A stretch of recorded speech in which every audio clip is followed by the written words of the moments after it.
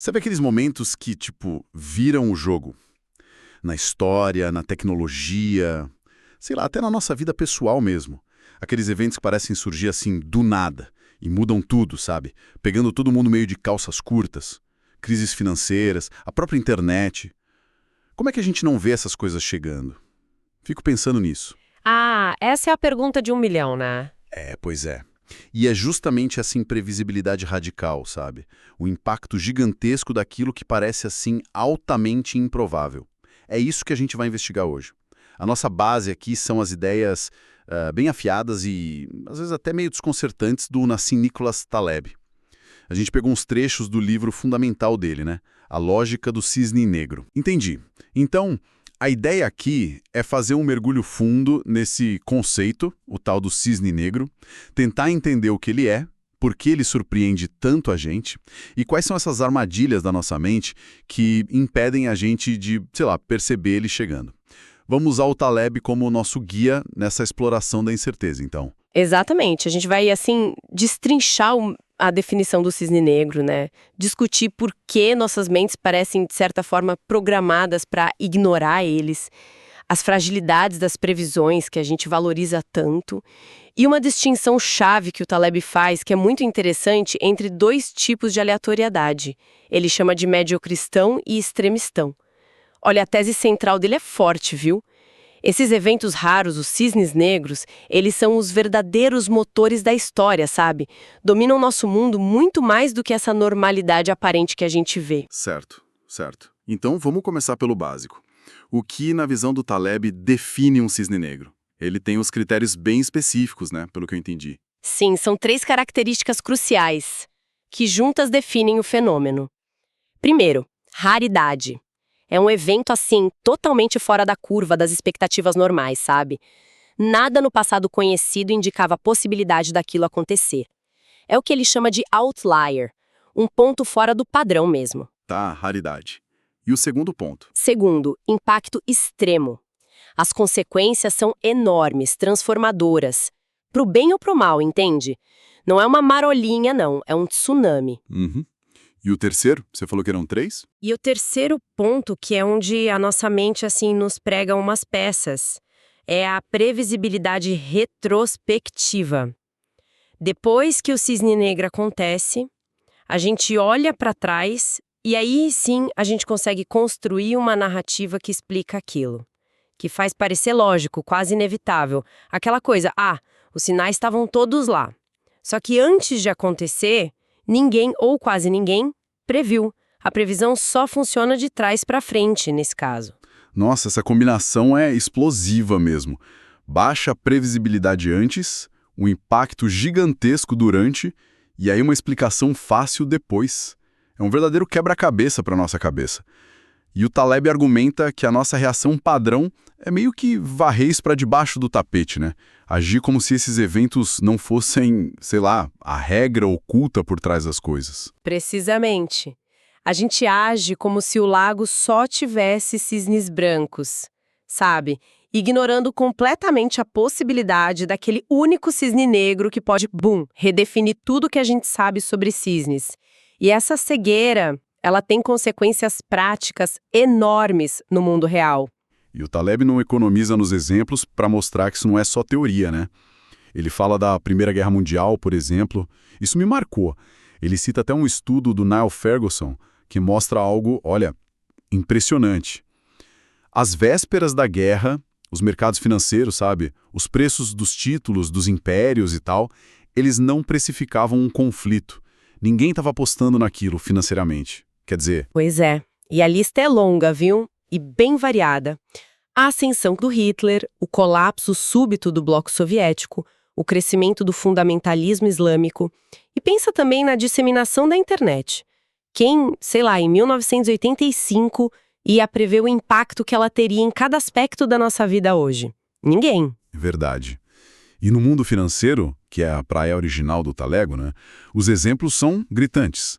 A quebra da Bolsa em 1987, a crise do Fundo Long Term Capital Management, o LTCM, em 98, e o detalhe irônico aqui que você comentou antes, é que o LTCM era gerido por gênios. Tinha até ganhador de Nobel de Economia lá no meio. Nem eles escaparam. Exato, isso mostra que a inteligência acadêmica, o QI alto, não é vacina contra essa cegueira para cisnes negros, né? Até desastres naturais podem se encaixar nisso. O tsunami de 2004 no Oceano Índico. O impacto foi tão devastador porque pegou todo mundo de surpresa. Se houvesse alguma expectativa, sabe, teria alerta, evacuação, talvez defesas. O conhecimento prévio, mesmo que seja só probabilístico, ele reduz drasticamente o dano. O desconhecido é que machuca de verdade. Faz sentido. E ele vai além, né? Aplica o conceito até para a cultura. Modismos, ideias que viralizam, de repente, gêneros artísticos que explodem, tudo isso pode ter essa dinâmica de cisne negro por trás. Sim. O ponto fundamental que esses exemplos todos ilustram é que a história não progride suavemente, sabe? Ela dá saltos, é marcada por essas rupturas, por esses eventos imprevisíveis que mudam o curso das coisas. Só depois, com a segurança do passado, é que nós contamos aquela história linear, arrumadinha, para nós mesmos, para fazer sentido. Uhum. E aí a gente chega na questão crucial. Por que somos tão vulneráveis a essa cegueira? Se esses eventos são tão impactantes, por que nossa mente parece tão mal equipada para lidar com eles? O Taleb aponta para várias armadilhas cognitivas, né? Começando pela famosa falácia narrativa. Um começo, meio e fim, causa e efeito, para dar algum sentido ao caos do mundo. O problema é que, ao fazer isso, a gente simplifica brutalmente a realidade. A gente inventa conexões causais que podem nem existir, só para ter aquela sensação de que a gente entende e que a gente controla o que está acontecendo. Lembro de um exemplo que ele usa, acho que do escritor E.M. Forster. Ele compara: o rei morreu e depois a rainha morreu, com o rei morreu e, de tristeza, a rainha morreu. A segunda versão gruda na memória, né? É mais vendável como história. Mas olha só, a gente adicionou uma causa, a tristeza, que não estava no relato original. A gente torna a informação mais fácil de digerir, mas talvez menos verdadeira, né? E a gente faz isso o tempo todo, especialmente com notícias. O Taleb conta uma história ótima da Bloomberg no dia em que o Saddam Hussein foi capturado. Primeiro, sai uma manchete tipo: títulos do Tesouro sobem com captura de Saddam, reduzindo o risco geopolítico. Beleza. Meia hora depois, os títulos caem. E a nova manchete: títulos do Tesouro caem com captura de Saddam, aumentando o apetite por risco. Quer dizer, a mesmíssima causa explicando efeitos opostos. A narrativa se ajusta aos fatos na hora, não o contrário. Isso mostra como a gente busca explicações pós-fato a qualquer custo. Nossa, essa da falácia narrativa é assustadora, porque a gente quer a história arrumadinha, né? Facilita a vida. Mas é só isso. Ou tem outras formas como a nossa própria mente nos sabota quando o assunto é o imprevisível? Com certeza tem mais. Outra armadilha central é o tal do viés confirmatório. A gente não busca a verdade de forma neutra, sabe? A gente procura e, claro, acha evidências que confirmam o que a gente já acredita. E, convenientemente, a gente ignora ou minimiza aquilo que contradiz as nossas crenças. É humano, mas é perigoso. É aquela metáfora da biblioteca do Humberto Eco que o Taleb adora usar, certo? A gente foca nos livros que já leu, no conhecimento que a gente já tem. E ignora a imensidão dos livros não lidos, né? O vasto território do desconhecido, que é justamente onde moram os cisnes negros. Exatamente. Tem um experimento clássico do Peter Watson que ilustra isso super bem. Ele apresentava a sequência 2, 4, 6 e pedia para as pessoas descobrirem a regra por trás dela. A regra era simples: números em ordem ascendente. Só isso. Mas a maioria das pessoas formulavam uma hipótese mais específica, tipo números pares crescentes de 2 em 2. E aí elas propunham sequências para confirmar essa hipótese, como 8, 10, 12. Pouquíssimas pessoas tentavam falsear a própria hipótese, tipo propor algo como 7, 8, 9, que confirmaria a regra real, ou 3, 2, 1, que a refutaria. A gente busca o conforto da confirmação, não o desafio da refutação. É mais fácil. Entendi. E tem a imagem forte do Peru indutivista. Essa é ótima. Ah, o Peru! uma metáfora brilhante para o problema da indução, né? Imagina um peru que é alimentado pontualmente todo santo dia por 1000 dias. A cada dia que passa, a confiança dele na regularidade e na benevolência do mundo e do açougueiro aumenta. Ele acumula mais e mais dados que confirmam a visão de mundo segura dele. A confiança dele atinge o pico absoluto na véspera do Dia de Ação de Graças, que é justamente quando o risco é máximo e ele vira o prato principal. Trágico, né? Nossa. Pesado. Faz pensar em quantas situações, sei lá, na carreira, nos investimentos, a gente pode estar sendo esse peru, né? Confiando demais na ração de ontem, isso conecta com outra ideia dele, a evidência silenciosa. A gente só vê os casos de sucesso, mas não os fracassos. Exatamente. A gente vê o empreendedor que ficou bilionário, o ator que estourou, o sobrevivente que escapou por um triz, mas a gente não vê o cemitério gigantesco dos que tentaram e falharam, dos que não tiveram a mesma sorte. Esse cemitério silencioso distorce completamente a nossa percepção das probabilidades e das causas do sucesso. A gente tende a atribuir tudo à habilidade, ao mérito dos vencedores e ignora o papel crucial, muitas vezes dominante, do acaso, da sorte. O Taleb usa aquele exemplo do corpo de nadador. A gente admira o físico dos campeões de natação e acha que nadar constrói aquele corpo. Mas, na verdade, pessoas com aquela genética específica é que têm mais chance de se tornarem nadadores de elite. É uma causalidade meio invertida pela evidência silenciosa daqueles que não tinham o biotipo e não vingaram, sabe? Ele fala do platonismo, não o filósofo, claro, mas a nossa tendência de confundir o mapa com o território. É isso. Nossos modelos mentais, as teorias, as categorias, as estatísticas, são todos mapas que a gente usa para navegar na realidade. Só que a realidade, o território, é infinitamente mais complexa, confusa, cheia de nuances do que qualquer mapa consegue capturar. O platonismo, nesse sentido, é a nossa tendência a se apaixonar pelo mapa elegante e esquecer do território bagunçado. E a dobra platônica, como o Taleb chama, é justamente essa fenda entre o modelo e a realidade. E é nessa fenda que os cisnes negros nascem e pegam a gente de surpresa. Ok. Então nossa mente tem vários pontos cegos importantes. Mas onde esses cisnes negros costumam aparecer com mais frequência?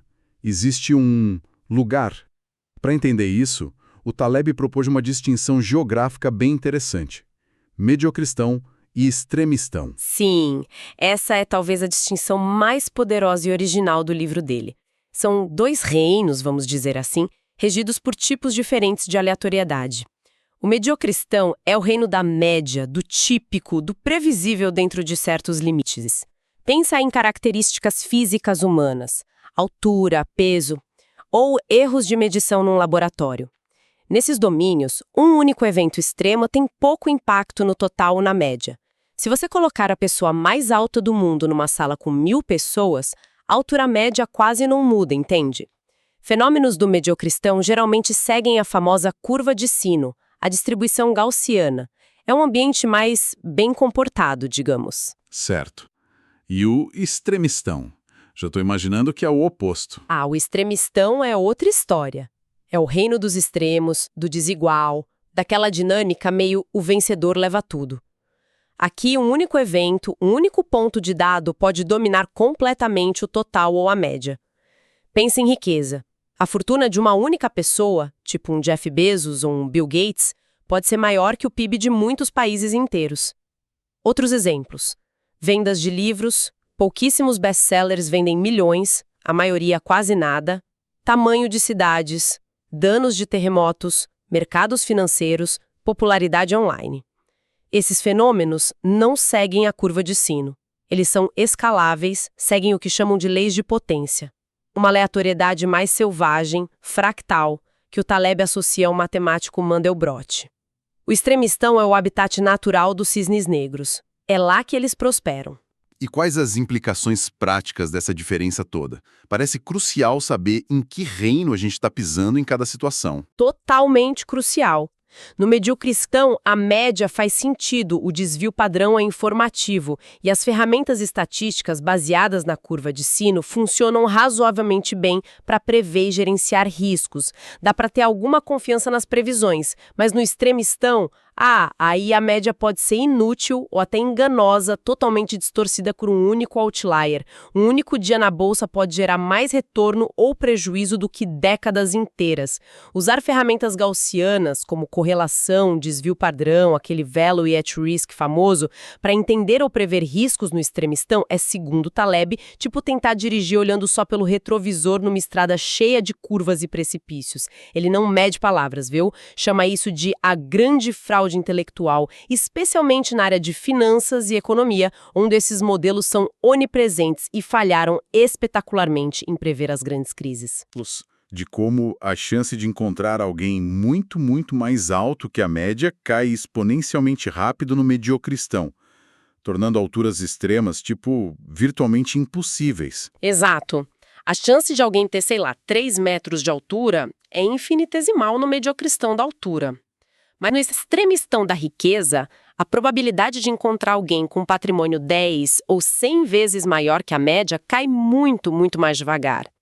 Bilionários são improváveis, claro, mas não impossíveis como um humano de 3 metros. Essa cauda longa de probabilidades no extremistão é onde vivem os cisnes negros. É ali que eles se escondem. Entendi. Essa visão toda leva o Taleb a ter um ceticismo enorme sobre a capacidade dos especialistas de fazer previsões, principalmente nesses domínios sociais, econômicos, políticos, que são, em grande parte, extremistão puro, né? Sim, ele critica ferozmente o que chama de arrogância epistêmica, que é essa diferença gigantesca entre o que a gente acha que sabe e o que a gente realmente sabe. Nossos erros de previsão são enormes, especialmente a longo prazo e em sistemas complexos. Mas a nossa confiança nas nossas previsões e nas dos especialistas continua altíssima. É um paradoxo. Muitos especialistas para eles são como ternos vazios. Dominam modelos que funcionam bem no papel, mas que ignoram a possibilidade fundamental do evento que quebra o modelo, o cisne negro. Ele até menciona uns estudos importantes, como o do Philip Tetlock, que acompanhou milhares de previsões de especialistas por anos a fio. A conclusão foi devastadora, não foi? Foi sim. O Tetlock descobriu que os especialistas, especialmente os mais famosos, aqueles com mais acesso à mídia, não previam melhor do que fórmulas simples ou até mesmo que pessoas bem informadas sem credenciais formais de especialista. E pior, os mais confiantes e famosos eram frequentemente os piores previsores, e quase todos tinham ótimas justificativas depois para os seus erros. Eu estava quase certo, o timing foi um pouco diferente, um evento inesperado o atrapalhou. É a arrogância epistêmica em ação, pura e simples. E isso se liga a outra ideia dele, a falácia lúdica. Aquela ideia de que a gente trata a vida real como se fosse um jogo de cassino. Exatamente isso. A gente confunde a incerteza limpa, bem definida e calculável dos jogos de azar, onde as regras e as probabilidades são conhecidas, como na roleta ou no dado, é um mediocristão artificial criado para isso, com a incerteza selvagem, aquela incerteza não estruturada e muitas vezes incalculável do mundo real, que é o extremistão. O Taleb até provoca dizendo que mesmo os cassinos, que são mestres em calcular probabilidades dentro dos jogos, eles são mais vulneráveis a cisnes negros fora dos jogos. Uma fraude de funcionários, um cliente importante que é sequestrado, uma mudança regulatória inesperada, um incêndio. O risco real vem de onde não se espera, de fora do modelo do jogo. Faz sentido. As previsões acabam focando demais no normal, né? Naquilo que os modelos conseguem capturar e ignoram o potencial do extraordinário, do que está fora do modelo. E, como você disse, mais informação nem sempre ajuda. Às vezes só aumenta a nossa confiança sem melhorar a precisão da previsão. É complicado. O X da questão é esse. A gente não sabe o que não sabe. Os especialistas tendem a focar no conhecimento estabelecido, nos livros lidos da biblioteca e negligenciar a imensidão do desconhecido, do incerto, do improvável, que é exatamente de onde vêm as maiores mudanças, os maiores impactos. Ok, o cenário que o Taleb pinta é de um mundo dominado pelo imprevisível e de uma mente humana que não está muito bem preparada para isso. Parece um pouco desanimador, né? Se a gente não pode prever os cisnes negros, o que fazer então? Ele oferece alguma saída? Alguma luz no fim do túnel? Olha, ele não oferece soluções fáceis, nem fórmulas mágicas, não. Isso seria até incoerente com a própria filosofia dele, né? Mas ele aponta por uma postura, por uma série de estratégias para navegar nesse mundo incerto. Uma delas é o que ele chama de empirismo cético. Empirismo cético. O que seria isso, mais ou menos? Seria aprender com a experiência, com a observação direta, com os dados, mas sempre com uma dose, digamos, cavalar de ceticismo em relação a teorias grandiosas, modelos muito elegantes e generalizações apressadas. E valorizar mais o conhecimento negativo, saber o que não funciona, o que é comprovadamente falso. Lembra do Popper e da ideia de falseabilidade? Isso é muitas vezes mais robusto e mais útil do que achar que a gente sabe o que é certo. Faz sentido. É mais pé no chão. Outra ideia forte dele é mudar o foco. Já que a gente não pode prever a probabilidade do cisne negro, a gente deveria focar nas consequências. Certo, exatamente. Perfeito. Em vez de tentar adivinhar se vai acontecer, se preparar para quando acontecer. Isso significa construir robustez, sabe? Sistemas que aguentem choques inesperados sem quebrar. E mais ainda, como ele explora depois no livro seguinte, o Antifrágil, buscar situações onde a gente pode até se beneficiar da volatilidade e do inesperado, mitigar os danos dos cisnes negros negativos e se expor aos ganhos dos cisnes negros positivos. E isso leva àquela estratégia curiosa, a estratégia Barbell, ou Altere, que é bem contraintuitiva, né? Muito. Em vez de buscar o meio termo ou a moderação, que, segundo ele, muitas vezes é a opção mais arriscada, disfarçada de segura, a estratégia Barbell sugere outra coisa: ser extremamente conservador e seguro em uma parte, proteger o essencial, evitar a ruína a todo custo, e, ao mesmo tempo, ser extremamente agressivo e especulativo em outra parte. Buscar exposição a eventos raros, com potencial de ganho enorme, os tais cisnes negros positivos. A ideia é evitar ficar preso no meio, onde os riscos são mal compreendidos e os ganhos são limitados. Interessante. E, claro, um reconhecimento fundamental do papel da sorte, do acaso, da serendipidade. Mais influenciados pela sorte do que a gente gosta de admitir, e estar aberto, preparado para descobertas acidentais, para o acidente positivo. Pensa nos médicos empíricos da antiguidade que aprendiam por tentativa e erro. Ou a descoberta da penicilina, por acaso. A descoberta da radiação cósmica de fundo, por Penzias e Wilson. Eles achavam que era sujeira de pombo na antena. A experimentação, a tentativa e erro, com muitos pequenos fracassos toleráveis, é um motor poderoso de descoberta num mundo incerto como o nosso. No fundo, parece que tudo isso converge para uma necessidade de humildade intelectual, né? Reconhecer os limites do nosso próprio conhecimento. Exatamente.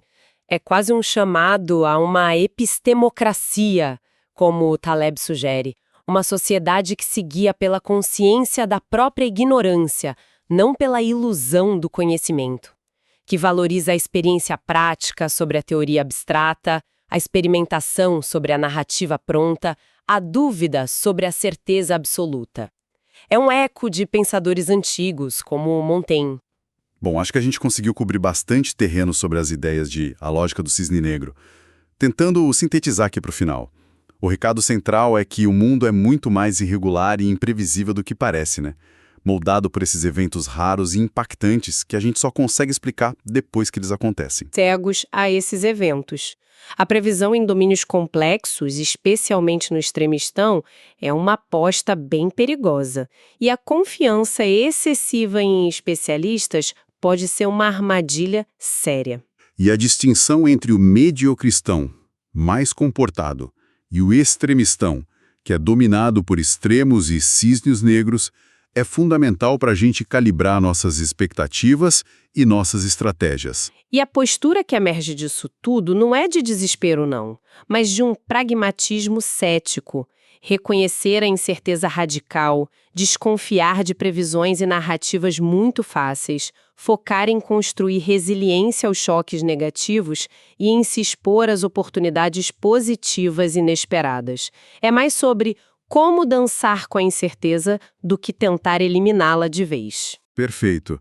E para finalizar, fica aqui uma provocação para quem nos ouve, inspirada nessas ideias todas do Taleb.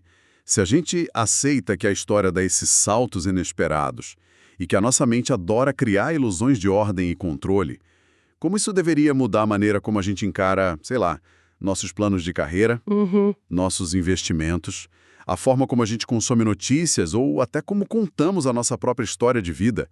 Em que áreas a gente pode estar sendo aquele peru do Taleb, super confiante numa estabilidade que talvez seja só a calmaria antes da próxima surpresa? Fica aí a reflexão.